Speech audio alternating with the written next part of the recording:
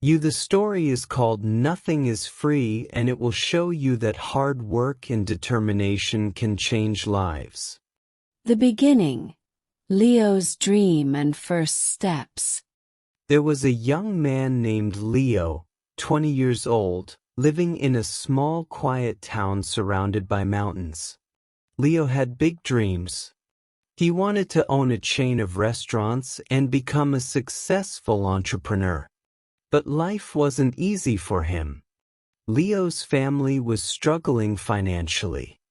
His father Mark was a mechanic and his mother Claire cleaned houses to make ends meet. Leo's younger sister Sophie was just 10 and looked up to him as her hero. One cold evening, Leo sat outside his small house staring at the stars. He whispered to himself, "I want to give my family a better life, but how do I start when we barely have enough to survive?" The next day, Leo shared his dreams with his father. Mark sighed and said, "Leo, dreams are not free. If you want something, you have to fight for it. Start with what you have, even if it's small." Leo thought deeply about his father's words. Then an idea struck him. He noticed that in his town people loved fresh bread but had to travel to a bakery far away. He decided to start selling fresh bread locally. But there was a problem. Leo had no money to buy the bread. He decided to take a chance and approach the bakery's owner, Mr. Anderson. Leo walked miles to meet Mr. Anderson, a grumpy old man who rarely trusted anyone. With confidence, Leo said, "Mr. Anderson, I want to sell your bread in my town, but I don't have money to buy it up front. Can you trust me for 1 week? I will sell the bread, return your money, and keep a small profit." Mr. Anderson raised an eyebrow. "And why should I trust you, young man?" he asked.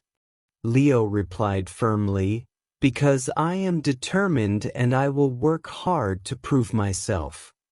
After a long pause, Mr. Anderson said, "All right, I'll give you bread for 1 week. If you fail to pay me back, don't bother coming here again." Leo was thrilled. Early the next morning, he carried the bread back to his town and set up a small stand near the park. He greeted every passerby with energy and a smile, saying, "Fresh bread, warm and delicious." At first, people were hesitant. They didn't know if the bread was good. But Leo offered free samples and soon had his first customer.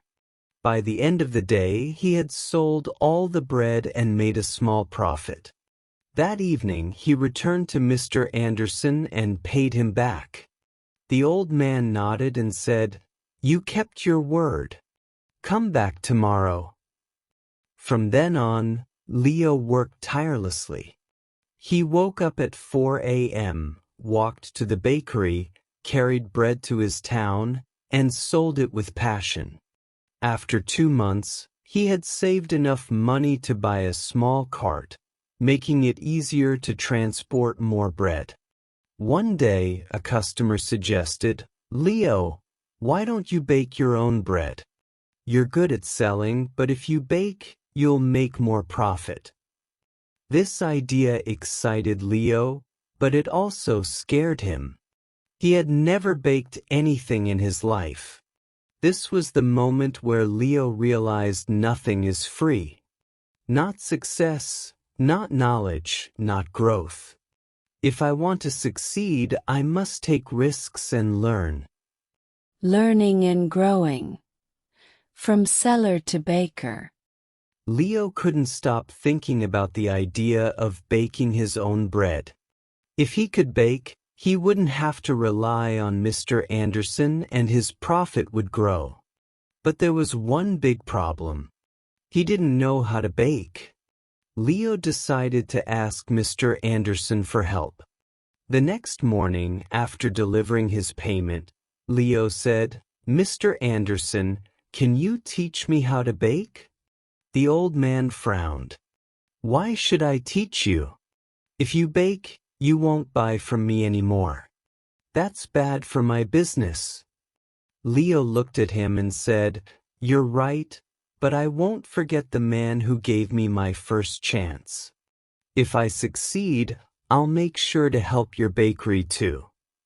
Mr. Anderson thought for a moment, then said, "Fine, but baking isn't easy. It takes time, patience, and hard work. If you're ready for that, I'll teach you." The lessons began early the next morning.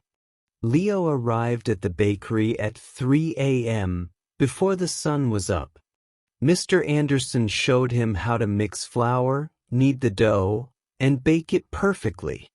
At first, Leo struggled. His hands hurt from kneading and his bread came out too hard or too soft. One day, after ruining another batch of bread, Leo sat down feeling defeated. He said to himself, "Maybe I'm not good enough for this. Maybe I should give up." But then he remembered his father's words, "Dreams are not free." He realized that every mistake was teaching him something new. Giving up was not an option. The next day, Leo went back to the bakery with even more determination. He practiced every single step carefully.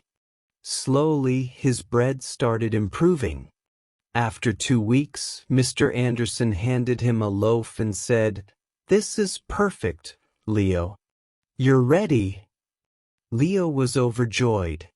He rented a small oven and began baking bread at home. His family was amazed by his hard work. Sophie, his little sister, helped him pack the bread, and his mother made tea for him while he worked late into the night. Soon, Leo wasn't just selling bread. He started making cookies and pastries too. People in the town loved his products. They said, "Leo's bread tastes better than anything we've had before." But success wasn't easy. One day, a new bakery opened in the town, run by a young man named Eric. Eric had a big fancy shop with colorful signs and decorations. People were curious and started buying from him instead. Leo noticed his sales dropping. He felt scared. What if he lost everything he worked so hard for? But instead of panicking, Leo decided to improve.